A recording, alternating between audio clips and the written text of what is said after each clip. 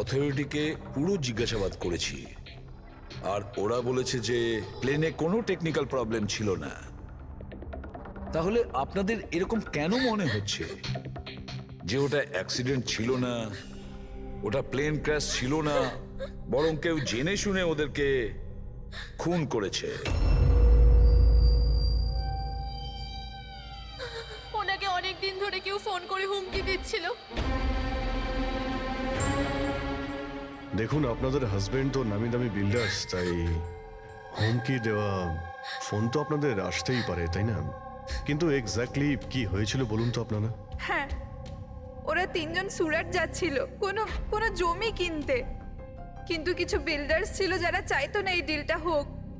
হ্যাঁ স্যার, কোটি টাকার ডিল ছিল।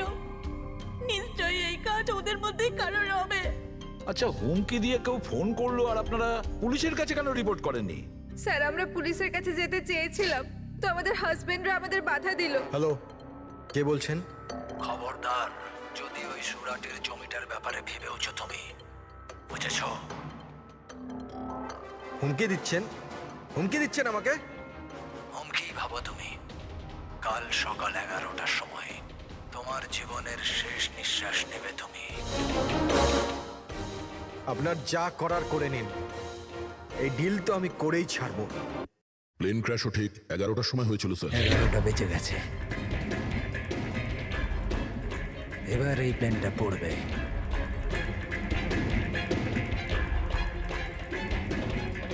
এটা কোনো কাকতালীয় ঘটনা হতে পারে না। আপনি বলুন স্যার, যে একটা জমির টুকরো কারোর জীবনের থেকে বড় হতে পারে কি? দেখুন, আমি আপনাদের প্রমিস করছি, যারা এই কাজটা করেছে তাদেরকে আমরা শাস্তি দিয়েই ছাড়ব।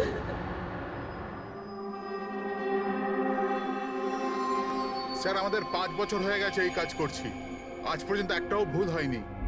আমাদের কাজে ভুল হওয়ার কোনো সম্ভাবনাই নেই স্যার। যদি স্যার প্লেনে কোনো প্রবলেম থাকতো তাহলে আমরা ওটাকে উঠতে দিতাম না। তাহলে আপনাদের কথা অনুযায়ী প্লেনে কোনো প্রবলেম ছিল না? একদমই নয় স্যার। তাহলে প্লেনটা ক্র্যাশ হলো কি করে? হ্যাঁ, 4 জন মারা গিয়েছেন, কে দায়িত্ব নেবে তার? স্যার, আমি নিজেই খুব অবাক হয়েছি যে এটা ঘটলো কি করে। ফ্লাইট রেকর্ডার জানেন তো আপনারা, যাকে আমরা ব্ল্যাক বক্স বলি, সেখানেও সবকিছু নর্মাল দেখাচ্ছে। নর্মাল বললে কাজ চলবে না, সব কিছু ডিটেলে বলুন, শুরু থেকে, টেক অফ হওয়ার আগে থেকে কি হয়েছিল।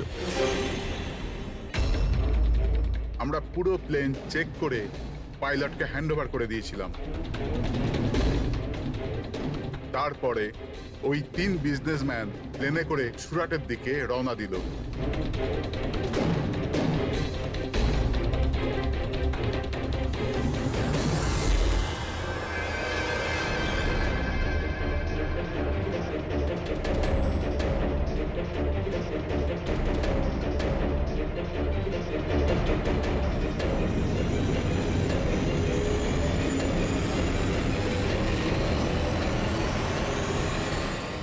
স্যার, আমরা টেক অফের পারমিশন রেডিওর ফ্রিকোয়েন্সি থেকে পাই, মেন টাওয়ার থেকে। কাল আমাদের পুরো ইনফরমেশন পাওয়ার পরই আমরা টেক অফের প্রক্রিয়া শুরু করেছি। হ্যাঁ ফ্রেডি, কি? আচ্ছা, ওকে ওকে ওকে, হ্যাঁ ঠিক আছে, আমরা দেখছি। কি হয়েছে স্যার? মদনকে যে নাম্বার থেকে হুমকি দেওয়া ফোন করা হয়েছিল সেটা ক্র্যাশের দিন এখানেই ছিল, এই এয়ার স্ট্রিপেই। স্যার, ফোনটা যদি এখানেই থেকে থাকে তাহলে এটা ভিতরের কোনো লোকের কাজ। কি? হ্যাঁ, না স্যার, আমরা কাউকেই কোনোদিন হুমকি দিয়ে ফোন করিনি। তোমরা না করলে কি বাইরের কেউ এসে করে গেছে? এই তোমাদের সিকিউরিটি এয়ার স্ট্রিপের? যদি ওই লোকটা এখানে এসে থাকে তাহলে কিছু না কিছু তো এখানে নিশ্চয়ই ফেলে গেছে, চেক করে দেখি। স্যার, এই জায়গাটা তো পুরো পরিষ্কার। ও যদি কোথাও লুকায় তাহলে ওই হ্যাঙ্গারের কাছে কোথাও লুকিয়েছিল। ঠিক আছে, ওখানে দেখি। আপনারা আসুন আমাদের সঙ্গে।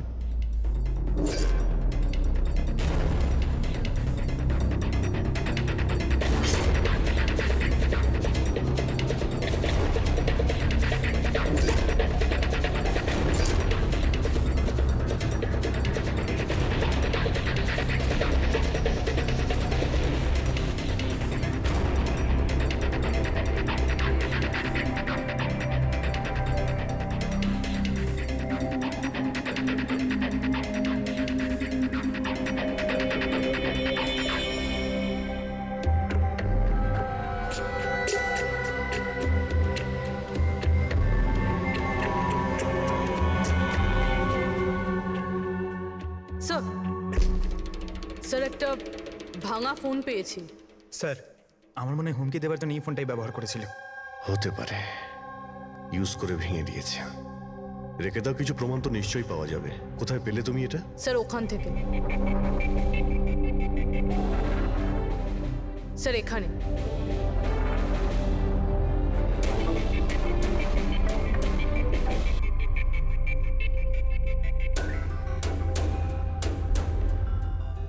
স্যার এই দেখুন, এখানে কানের মতো কিছু একটা দেখা যাচ্ছে। হ্যাঁ, তুমি তো ঠিকই বলেছ। ফোনটাও এখানে পাওয়া গেল, আর এই চিহ্ন। এমনটা নয় তো যে ওই অপরাধী এখানে হেলান দিয়ে ফোনে কথা বলছিল আর আমাদের জন্যে ও প্রমাণ রেখে গেছে এখানে। একটা কাজ করো, এর ছবি তুলে নাও। স্যার কানের চিহ্ন দিয়ে কিছু বোঝা যাবে? আরে কিছু না কিছু তো পাওয়া যাবে। ডক্টর সালুকাকে দেব, উনি শিওর কিছু করবেন।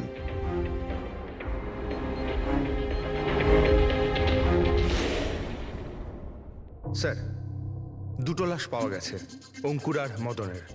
অঙ্গদ আর মদন। আচ্ছা, সুমিত আর ওই প্লেনের পাইলট? খুঁজ চলছে স্যার, এখনো কোনো খবর পাওয়া যায়নি। আপনারা প্লিজ কাঁদবেন না, একটু শান্ত হন। দেখুন, আমি আপনাদের কথা দিচ্ছি, আপনাদের স্বামীকে যারা খুন করেছে তারা আমাদের হাত থেকে বাঁচতে পারবে না। স্যার, হ্যাঁ, স্যার এই ফোনটা পেয়ে গেছি, যে ফোন থেকে হুমকি দেওয়া ফোনটা করা হয়েছিল। কিন্তু স্যার আমরা ওখানে পৌঁছানোর আগেই খুনি এই ফোনটা ভেঙে দিয়েছে, যাতে আমরা ওর অবধি পৌঁছতে না পারি। স্যার আমরা জানি এটা কে করেছে। চেনেন আপনারা কে কে খুন করেছে? রণদীপ আর শশী। রণদীপ আর শশী কারা? হ্যাঁ, স্যার এই দুজন বিল্ডার্স, এরা চাইতো না যে আমাদের তিনজনের স্বামী এই ডিলটা করুক। জানতাম, আমরা জানতাম যে এই ঘটনার পুরো দোষ আমাদের ঘাড়েই চাপানো হবে। আপনাদের পরিচয়? স্যার এরাই দুজন হলো সেই খুনি, রণদীপ আর শশী।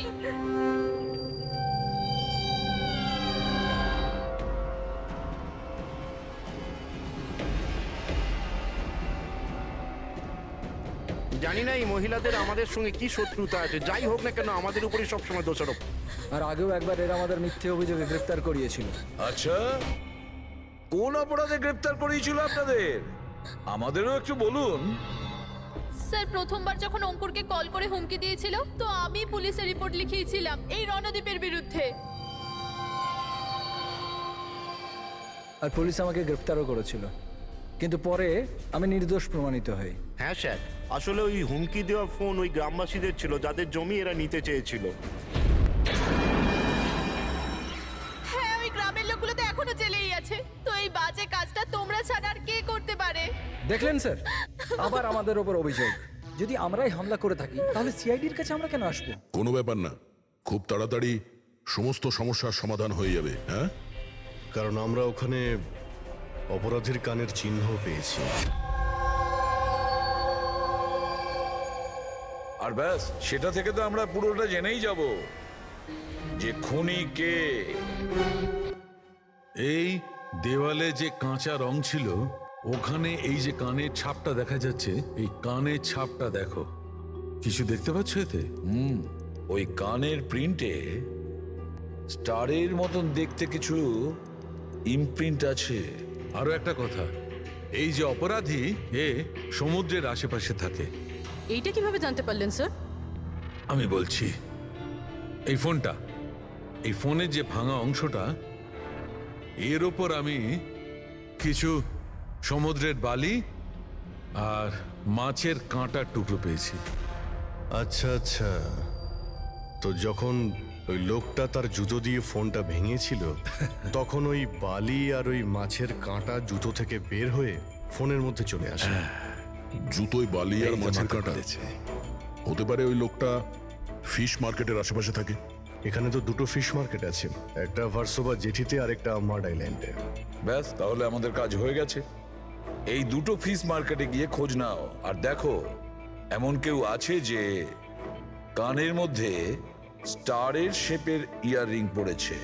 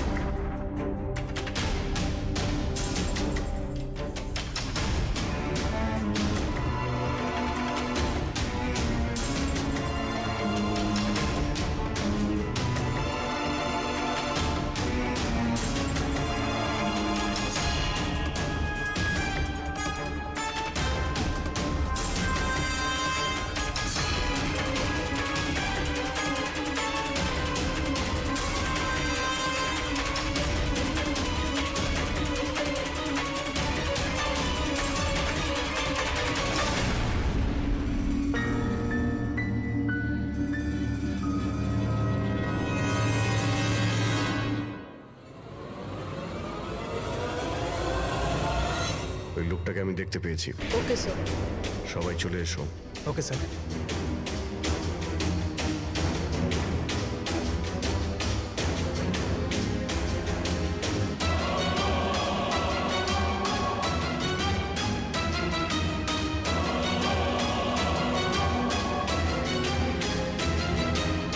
কারোর সঙ্গে মিটিং হওয়ার কথা।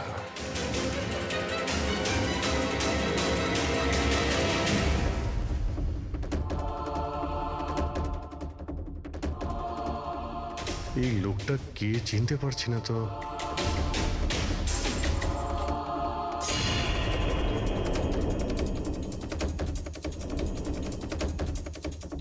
স্যার এটা তো সচিন। এয়ারপোর্ট অথরিটিজ মরে যাওয়া পাইলটদের লিস্টে এর ছবি দেখিয়েছিল। এই পাইলটটা সচিন, এই সচিন বেঁচে আছে? স্যার ও যদি প্লেন ক্র্যাশে মারা না যায় তাহলে এই এখানে লুকিয়ে কি করছে? তাই তো, সামনে আসছে না কেন? চলো গিয়ে জিজ্ঞাসা করি।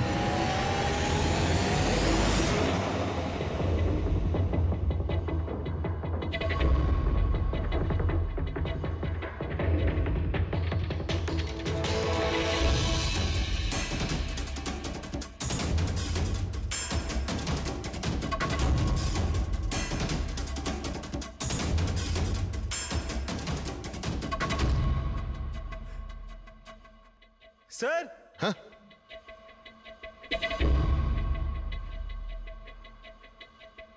স্যার এ তো মারা গেছে। মারা গেছে? ওই দেখুন স্যার, সচিন পালাচ্ছে।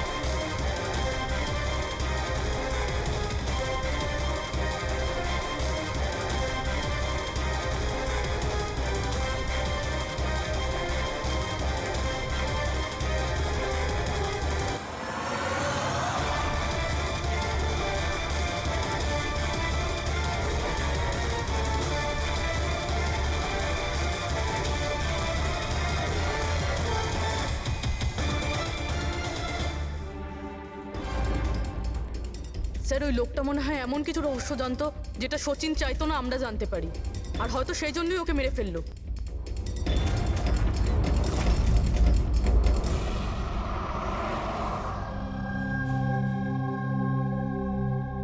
স্যার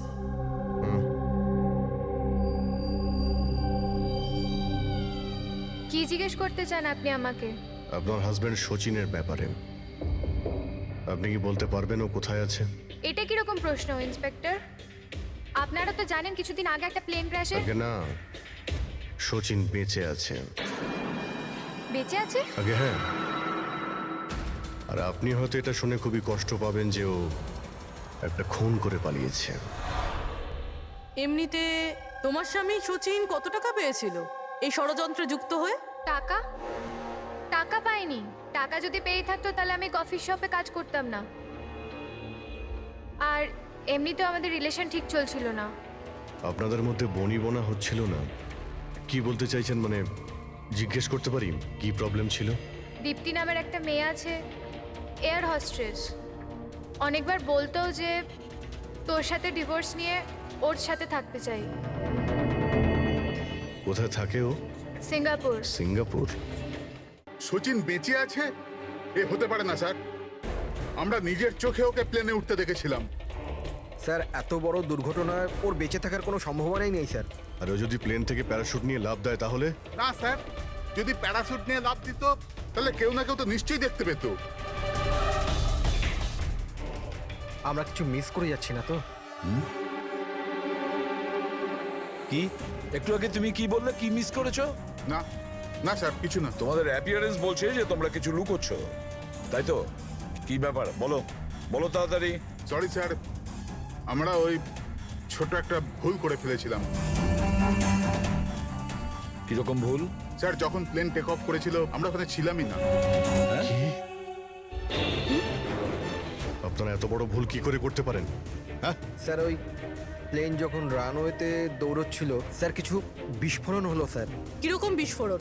স্যার কেউ একজন চকলেট বোম ফাটিয়েছিল, তো আমরা ওইটাই দেখতে গিয়েছিলাম যে কোথাও কিছু হয়নি তো। আরে এটা তো চকলেট বোম। আর স্যার যখন আমরা ফিরে এলাম তখন দেখলাম যে প্লেন উড়ে গেছিল স্যার। এটা ওই দাড়িওয়ালারই কাজ হবে স্যার। ওদের কনসেন্ট্রেশন নষ্ট করার জন্য। হ্যাঁ, কিন্তু অভিজিৎ, কেন?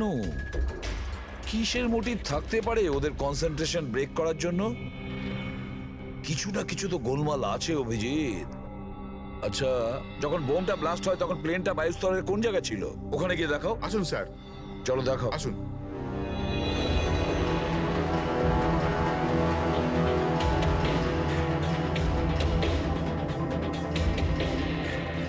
এক মিনিট অভিজিৎ, এ তো রক্ত, শুকিয়ে যাওয়া রক্ত। স্যার রক্তের রং দেখে মনে হচ্ছে খুব বেশি পুরনো নয়, আজ বা কালকেরই। এই রক্ত কার রক্ত? এটা এখানে এলো কি করে? জানি না স্যার। জানি না। সব প্রশ্নের একটাই উত্তর তোমাদের, জানি না। তাহলে জানোটা কি তোমরা? স্যার এয়ারস্ট্রিপের রক্ত মানে কিছু না কিছু হয়েছিল এখানে। এটা তো পরিষ্কার, কিন্তু কি হতে পারে? আর এই রক্ত, এটা কার রক্ত?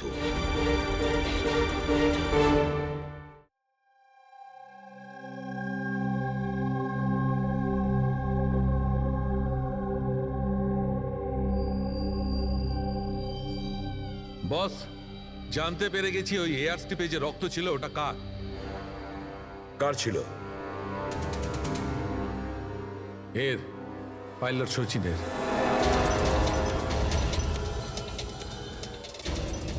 পাইলট সচিনের রক্ত? কিন্তু ওরা আঘাত লাগলো কি করে, কখন? স্যার যখন আমরা ওকে জেটিতে দেখেছিলাম তখনও একটা স্লিং ব্যান্ডেজ পড়েছিল, আর ওর হাতে ব্যান্ডেজও বাঁধা ছিল। কিন্তু ইঞ্জিনিয়ার আমাদের এটা বললো যখন সচিন টেক অফের জন্য যাচ্ছিল ও একদমই ঠিকঠাক ছিল, ওর হাতে কোনো রকম ব্যান্ডেজই ছিল না। এটার একটাই মানে দাঁড়ায় অভিজিৎ, সচিনের আঘাত এয়ার স্ট্রিপের সময়ই হয়েছে।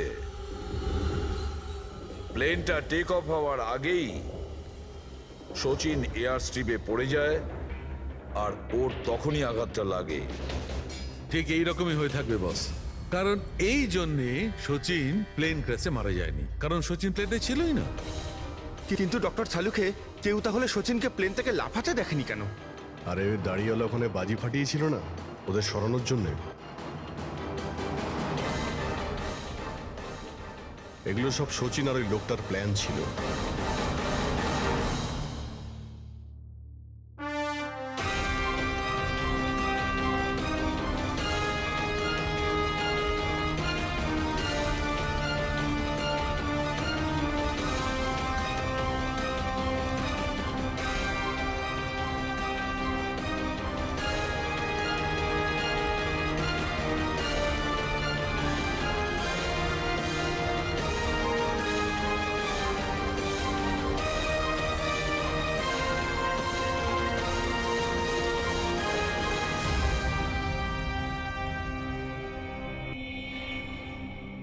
Hello, okay, thank you sir. সচিনের ওই গার্লফ্রেন্ড দীপ্তি যে সিঙ্গাপুরে থাকে, ওর নাম্বার পেয়ে গেছি। সচিন কি হয়েছে ওর? ও ঠিক আছে তো? দীপ্তি, একটা কথা বলো, শেষবারের মতন সচিনের সঙ্গে তুমি কবে কথা বলেছিলে? 2 দিন আগে। 2 দিন আগে? কিন্তু সচিনের ওয়াইফ তো আমাদের বলেছে তোমাদের দুজনের সম্পর্ক ভেঙে গেছে। না, হয়তো ওর বউকে এটা বলেনি যে ও আমার সাথে মিট করতে সিঙ্গাপুরে আসছে। আচ্ছা, সচিনের কবে আসার কথা সিঙ্গাপুরে? 1 সপ্তাহ বাদে। ও,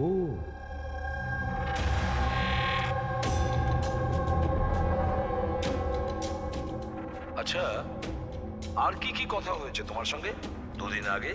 ও বলছিল যে ও অনেক টাকা পেতে চলেছে, আর তারপরে আমরা দুজনে নতুন জীবন শুরু করতে পারি। কিন্তু আপনার এইসব প্রশ্ন, সচিন ঠিক আছে তো? ভয় পেও না, সচিনের কিছু হবে না, আর যদি দরকার পড়ে আমরা আবার তোমায় ফোন করব। Thank you. আচ্ছা, দীপ্তি আবার যুক্ত নয় তো এই প্ল্যানের সঙ্গে, এই সমস্ত ষড়যন্ত্রের সঙ্গে? পুরবি, একটা কাজ করো, সিঙ্গাপুর পুলিশকে পুরো ডিটেলস জানিয়ে দাও আর বলো যে ওরা এই দীপ্তির ওপর যেন নজর রাখে। Yes sir. স্যার, হ্যাঁ, সচিনের ওয়াইফের সঙ্গে কথা হলো স্যার। ও তো বললো যে সচিনের পাসপোর্ট বাড়িতেই আছে। কি? সচিনের পাসপোর্ট বাড়িতে? আর সচিন সিঙ্গাপুর যাওয়ার জন্য প্ল্যান করছে? এটা আবার হয়নি তো যে সচিন নকল পাসপোর্ট বানিয়েছে? নকল পাসপোর্ট? আচ্ছা, আমাদের ওই ঘেটু আছে না, ও কিন্তু নকল পাসপোর্টের ব্যাপারে অনেক কিছু জানে। হেড্রিক, একটা কাজ করো, পঙ্কজকে বলো যে সচিনের ফটো নিয়ে যেন ঘেটুর সঙ্গে দেখা করে। হ্যাঁ। Yes sir. আরও একটা কথা স্যার, স্যার সচিন যদি প্লেন টেক অফ হওয়ার আগে প্লেন থেকে ঝাঁপ দিয়ে থাকে, তাহলে প্লেনটা ওড়াচ্ছিল কে? আর যখন ও প্লেন থেকে ঝাঁপ দিল তখন এই মদন, অঙ্কুর আর সুমিত এরা চিৎকার চেঁচামেচি করলো না কেন? চুপচাপ বসেছিল কেন? বস, প্লেন থেকে পড়ে গেলে এরকম সুযোগ পাবে কি করে? এরা তিনজনেই তো অজ্ঞান ছিল। কিন্তু স্যার, এরা জ্ঞানটা হারালো কিভাবে? পুরবি, এদের তিনজনের পেটের মধ্যে ব্ল্যাক কফি ছিল, আর ওই ব্ল্যাক কফিতেই নেশাদ্রব্য মেশানো ছিল। কি? ব্ল্যাক কফির সঙ্গে নেশার ওষুধ? I am boarding. আপনার কফি। Thank you. তাহলে নিশ্চয়ই এটা সচিনের প্ল্যানের পার্ট ছিল। স্যার, একটা প্রশ্নের উত্তর এখনো পাইনি। বিনা পাইলট নিয়ে প্লেনটা উড়লো কিভাবে? এর উত্তর হলো UAS. UAS, আনইন্টারাপ্টেবল auto pilot system.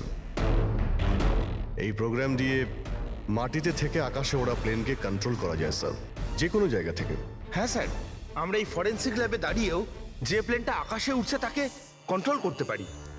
এই প্রোগ্রামটা এই জন্যই বানানো হয় যে আকাশে ওড়ার সময় প্লেনে যদি কোনো ইমার্জেন্সি হয় বা কোনোভাবে প্লেন হাইজ্যাকও হয়ে যায়, তাহলে তার কন্ট্রোল যেন নিচে থাকা লোকেদের হাতে থাকে। তার মানে প্লেনের ককপিটের কন্ট্রোল তার হাতে থাকবে যার হাতে রিমোট আছে।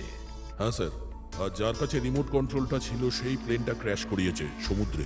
রিমোট কন্ট্রোলের লোক খুনি, এক কফিতে নেশার ওষুধ। যদি একবার আমরা জানতে পারি না যে ওই ব্ল্যাক কফিতে নেশার ওষুধ কে মিশিয়েছিল আর কে খাইয়েছিল, তাহলে বুঝে নাও রিমোট কন্ট্রোলের খুনির কাছেও আমরা পৌঁছে যাব। Remote control. Black coffee? Sir, Madan তো ব্ল্যাক কফি খেতেন না, ওনার হাই ব্লাড প্রেশার ছিল।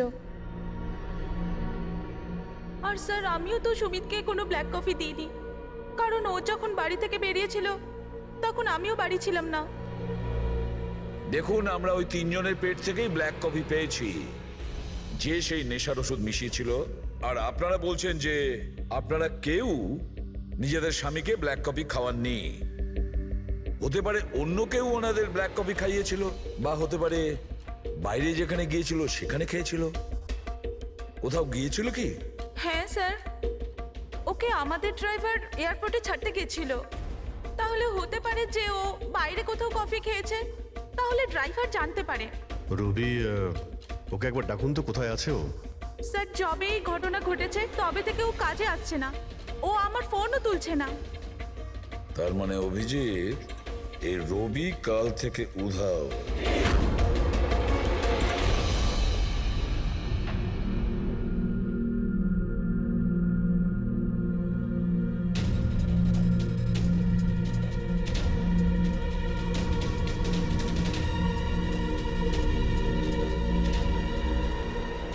শ্রয়ান, প্লিজ একটু দেখি তো কি হয়েছে এখানে। দেখুন স্যার, এখানে খুব গন্ধ আসছে, আর এক্ষুনি পুলিশকে ফোন করেছিলাম কিন্তু এখনো কেউ আসেনি। আমরা সিআইডি থেকে।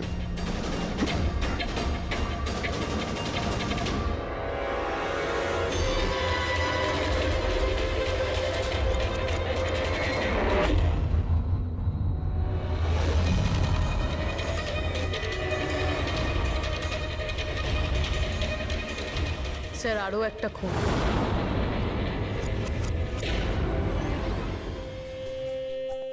চলে আয়, জাস্ট ফলো মি।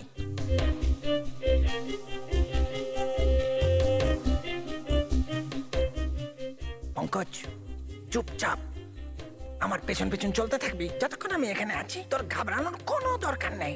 এই যে ঘেটু, আমি না ভয় পাই না, আমি একজন সিআইডি অফিসার। চুপচাপ চল, ভালো আমি ওইদিকে চল।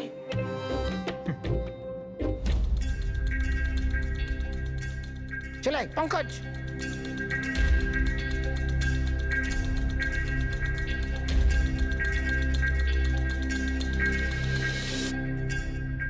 কি বন্ধু, শুনেছি তুমি খুব সুন্দর পাসপোর্ট বানাও। কে বললো? আমার একটা বন্ধু বলেছে। বন্ধু? কে বন্ধু? এ না, আমি চিনি না একে।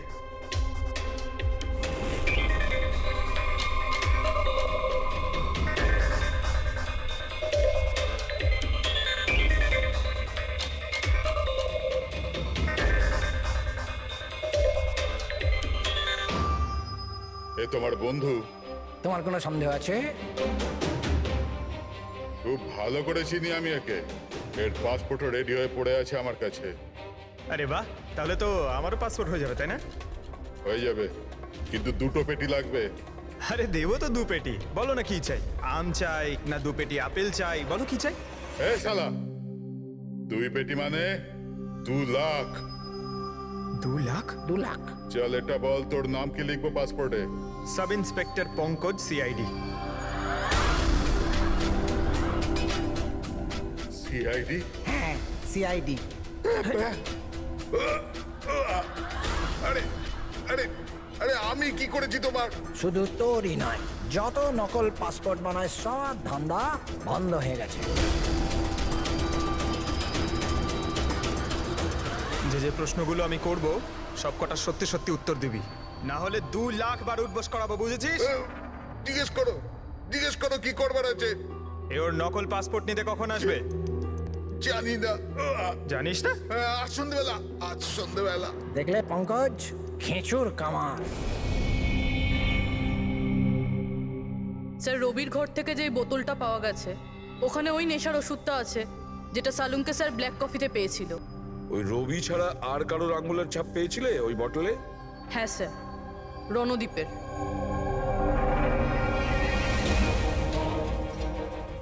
রণদীপ, এই রণদীপ বিউরোতে এসে চেঁচিয়ে চেঁচিয়ে নিজেকে নির্দোষ প্রমাণিত করতে চাইছিল না? প্রথমে রবিকে ব্যবহার করে খুন করানোর জন্য, তারপর রবিকেই মেরে ফেলে। স্যার, আমি রণদীপকে অনেকবার ফোনে ট্রাই করেছি, কিন্তু ওর ফোন বন্ধ আসছে। একবার এই সুচিরকে যদি আমরা পাই না, ওই আমাদের পৌঁছে দেবে রণদীপের কাছে। সন্ধেবেলাই তো ও আসছে নিজের নকল পাসপোর্ট নেওয়ার জন্য।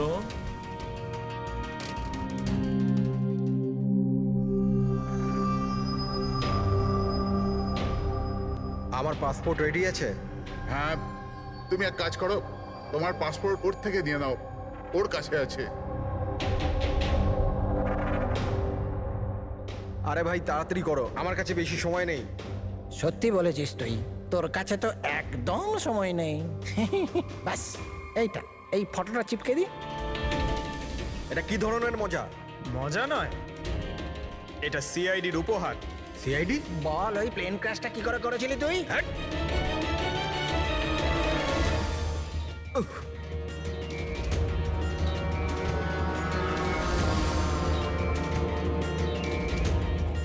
সিআইডি থেকে পালিয়ে টেক অফ করা এত সহজ নয়।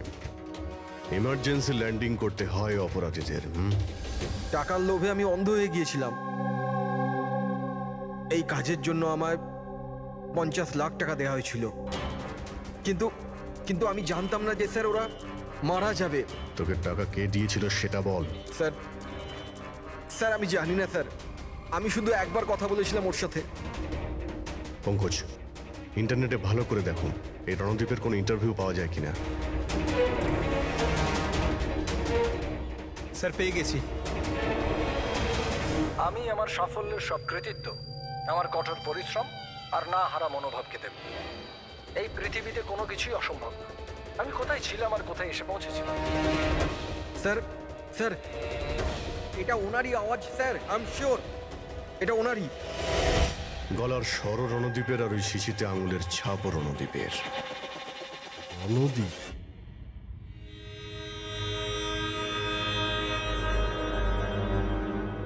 স্যার সামনে গিয়ে রাইটে। স্যার এই রণদীপের ফোন তো অফ বলছে, ওর লোকেশন কি করে ট্র্যাক করব? আরে ফোন বন্ধ তো কি হয়েছে পঙ্কজ, ওর ভিডিওটায় মনে আছে? ওই ভিডিওটার মধ্যে ওর হাতে একটা ব্রেসলেট পড়েছিল। আমি ওই ইন্টারভিউ দ্বিতীয়বার চেক করেছি। কিন্তু স্যার ব্রেসলেট দিয়ে লোকেশন কি করে ট্র্যাক করব? পঙ্কজ, ওটা কোনো অর্ডিনারি ব্রেসলেট নয়। ওই ব্রেসলেটে জিপিএস ট্র্যাকিং লাগানো আছে। আর এরকম ব্রেসলেট বেশিরভাগ টাইপ 1 ডায়াবেটিসের লোকেরাই পরে। ব্রেসলেটে জিপিএস থাকে স্যার? হ্যাঁ, তার কারণ হলো যে ওর শরীর যদি কোনো সময় খারাপ হয়ে যায় বা ওর মাথা ঘুরে যায়, তাহলে ওর পরিবারের লোকেরা জিপিএস এর সাহায্যকে সহজেই ট্র্যাক করতে পারবে। কিন্তু স্যার এই জিপিএস বলছে রণদীপ কুন্ডু বাড়িতে আছে।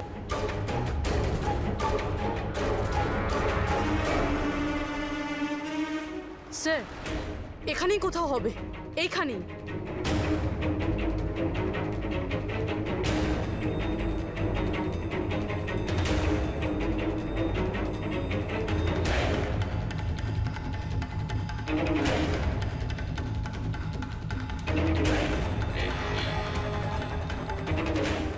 এইদিকে স্যার। স্যার এখানেই কোথাও হবে। ওর হার্ট রেট ক্রমশ কমে আসছে। হার্ট রেট ক্রমশ কমে যাচ্ছে, এদিকেই ও কোথাও আছে। দাঁড়া দাঁড়া, এই মাটিটা অন্যরকম মনে হচ্ছে কেন? এই মাটির নিচে আবার নেই তো? হতে পারে।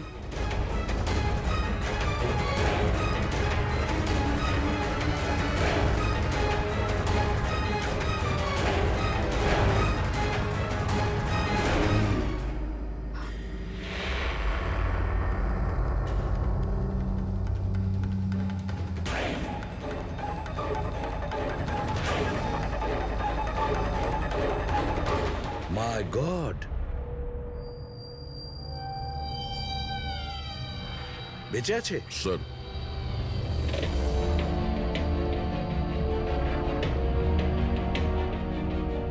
স্যার আমরা তো ভেবেছিলাম যে এই লোকটাই খুনি, কিন্তু এখন দেখছি ওই তো মারা যাচ্ছিল। স্যার আমার মনে হয় না রবির খুন রণদীপ করেছে বলে, কারণ ব্যুরো থেকে বেরোনোর পরে ওর ব্রেসলেটের লোকেশন এখানটাই ছিল, ও অন্য কোথাও যায়নি। তার মানে যে সচিনকে টাকা দিয়েছিল সে রণদীপ ছিল না, অন্য কেউ ছিল। কিন্তু স্যার ভয়েস তো ওরই ছিল, গলার আওয়াজ তো ওরই ছিল। পুরবি আওয়াজ চেঞ্জ করে কথা বলা কোনো ব্যাপার না। আর আজকাল স্যার এমন এমন মোবাইলের অ্যাপ এসছে যার সাহায্যে যে কেউ যে কোনো আওয়াজে কথা বলতে পারে। কিন্তু কে কে সে যে রণদীপকে ফাঁসানোর চেষ্টা করেছিল? সে কে ছিল যে কিনা নিজের ভয়েস চেঞ্জ করার অ্যাপ ইউজ করেছিল?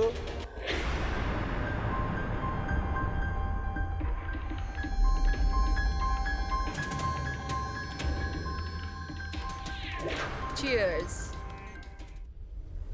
হ্যাঁ, চিয়ার্স চিয়ার্স। আসুন আসুন আসুন। অভিনন্দন আপনাকে। অভিনন্দন? কিসের জন্য? ওই অ্যাপের জন্য। ওই অ্যাপ যেটা আপনাদের কোম্পানি বানিয়েছে, যেটা দিয়ে যে কোনো মানুষ তার নিজের ভয়েস চেঞ্জ করতে পারে। মানে? হ্যাঁ, একবার শুনবেন? তোমাকে তোমার অপরাধের জন্য এবার জেলে যেতে হবে। তোমার অপরাধের জন্য এবার জেলে যেতে হবে। এটা কি ধরনের মজা? এটা মজা নয়। এই ডিভাইস দিয়েই তুমি রণদীপকে ফাঁসানোর চেষ্টা করেছিলে, তাই না? পুরবি, অ্যারেস্ট করো একে। চলুন ম্যাডাম।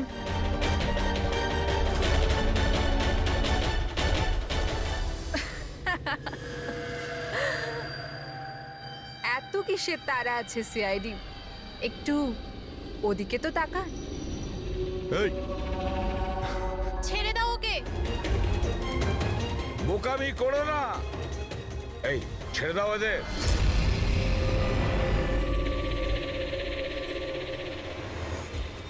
মাই গড, তাড়াতাড়ি ওঠো।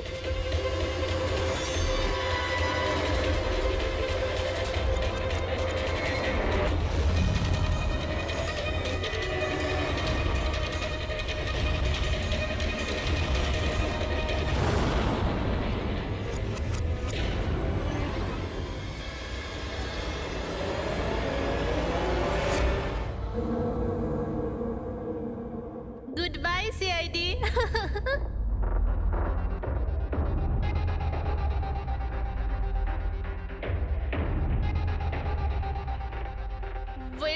গার্লস।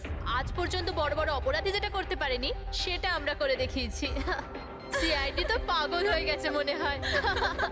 আরে ওসব তো ঠিক আছে, কিন্তু আমরা যাব কোথায়? অরিজিনাল প্ল্যান তো আমরা ভেস্তে ফেলেছি। ভেবে দেখি, কোনো না কোনো রাস্তা তো পেয়েই যাব।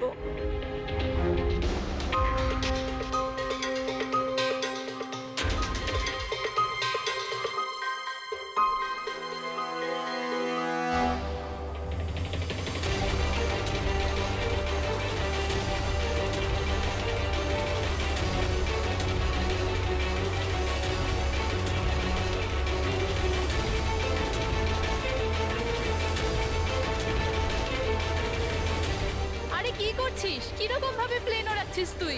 আরে আমি চালাচ্ছি না রে, তুমি তো বলেছিলে যে তুমি প্লেন চালাতে পারো। আরে আমি এটা করছি না, এটা নিজে থেকে হচ্ছে।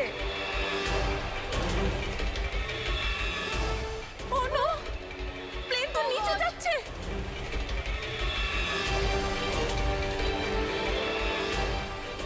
মনে হচ্ছে আমাদের ইউএস টেকনোলজি কেউ জানতে পেরে গেছে নাকি? কিন্তু কি করে?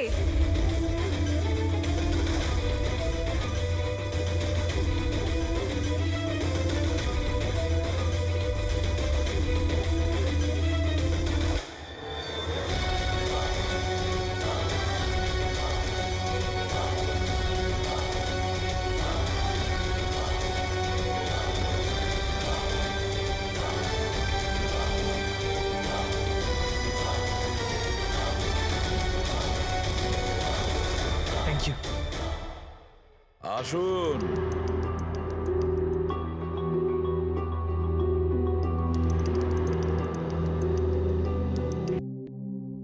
যে দেশে মহিলারা স্বামীর দীর্ঘ জীবনের জন্য ব্রত রাখেন, সেখানে আপনারা তিনজন মিলে আপনাদের স্বামীদের খুন করে দিলেন।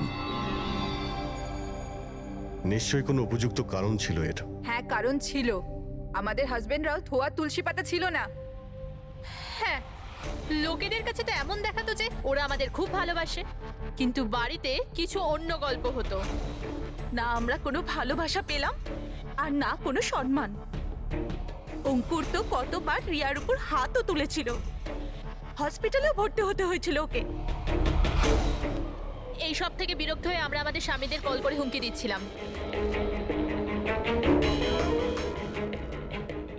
আর ভাবলাম সুযোগ ভালো আছে, তাই আমরা ওদের মেরে ফেললাম।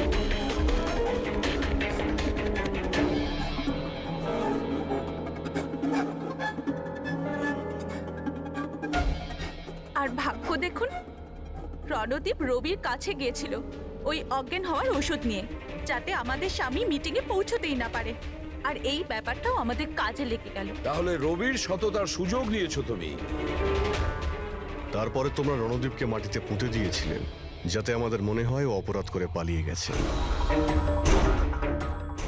খাঁচায় বন্দি পাখির মতো জীবন কাটানোর কোনো ইচ্ছে ছিল না। আমরা স্বাধীনভাবে শ্বাস নিতে চেয়েছিলাম। স্বাধীনভাবে শ্বাস নেওয়ার আরো কিছু পথ খোলা আছে ম্যাডাম। স্বামীকে খুন করা সব থেকে ভুল সিদ্ধান্ত। এটা ঠিক করতে যদি স্বামীর কাছ থেকে সরে যেতে, কিন্তু না, তোমরা তিনজন এমন রাস্তা বেছে নিয়েছো যে রাস্তা তোমাদের অন্ধকারে নিয়ে যাবে, আর সেটাও জেলের গড়াদের পেছনে।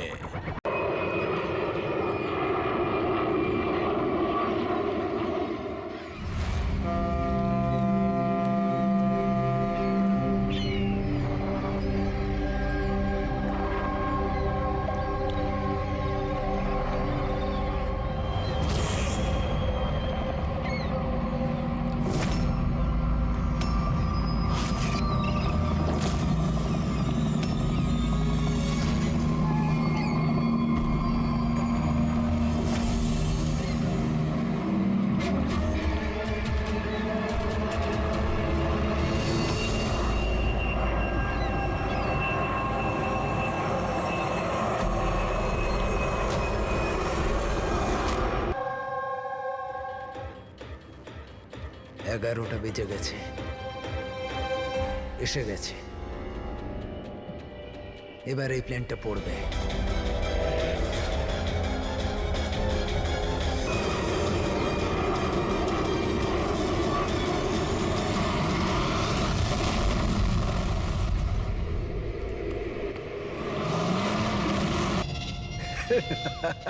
মজা দেখতাম।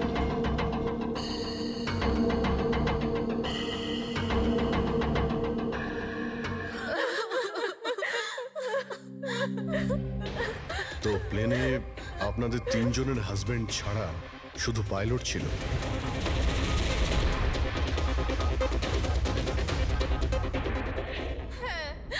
আর এখনো অবধি কোনো খবর পাননি আপনারা?